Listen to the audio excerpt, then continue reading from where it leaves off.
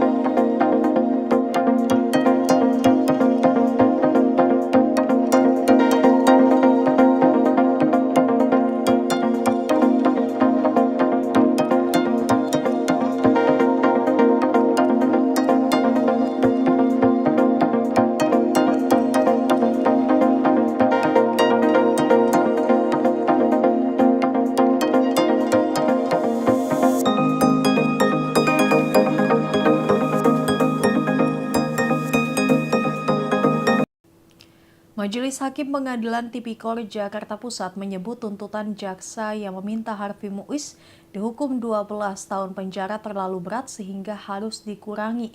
Pernyataan itu disampaikan Ketua Majelis Hakim Pengadilan Tipikor Jakarta Pusat Eko Arianto ketika membacakan pertimbangan putusan dalam sidang dugaan korupsi pada tata niaga timah yang menjerat Harvey Muiz. Selain Harvey, pertimbangan putusan ini juga berlaku bagi dua terdakwa lainnya, yakni Direktur Utama PT Revin Bangkatin atau RBT, perusahaan smelter swasta Suparta, dan Direktur Pengembangan Usaha PT RBT, Reza Andriansyah. Pada Senin 23 Desember, Hakim pun memvonis Harvey 6 tahun dan 6 bulan penjara, denda 1 miliar rupiah, subseder 6 bulan kurungan, serta uang pengganti 210 miliar rupiah, subseder 2 tahun kurungan. Hakim Eko menuturkan Harvey Muiz terlibat dalam sengkarut bisnis timah berawal ketika PT Timah Tbk, perusahaan negara yang memegang izin usaha pertambangan atau IUP di Bangka Belitung, sedang berusaha meningkatkan produksi timah.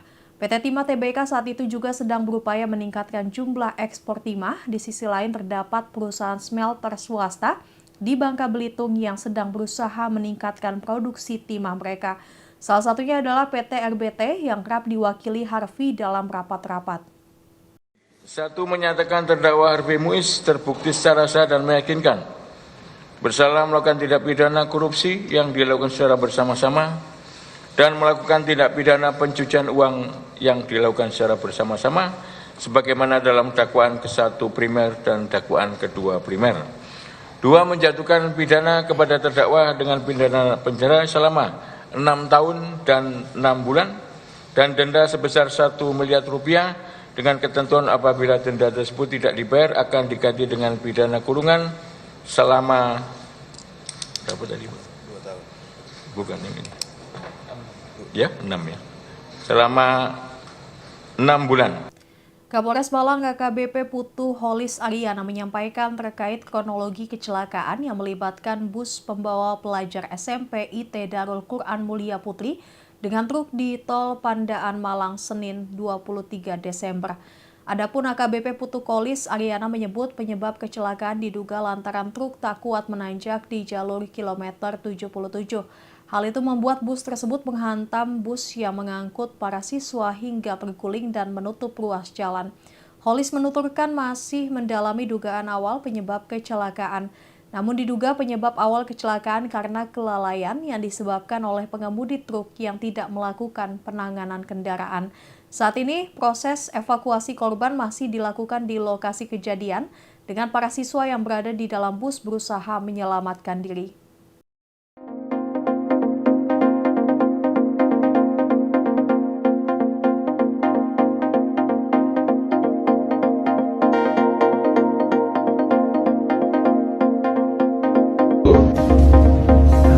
Ya, tanpa ada pengendara atau supir sedang berada di luar. Ini sempat kendaraan, kemudian ada bis putih yang tadi melintas. Nah, ini bis putih, nah inilah terjadinya kecelakaan yang menabrak.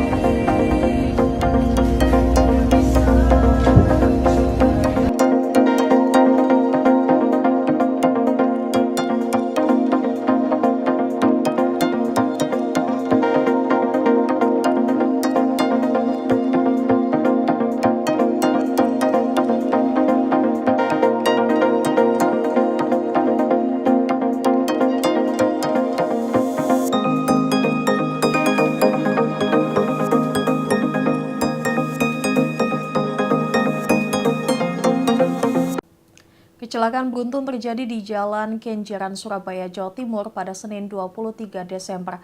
Sopir Mercedes-Benz Septian berusia 38 tahun yang menyebabkan tabrakan dipastikan mengemudi dalam pengaruh alkohol.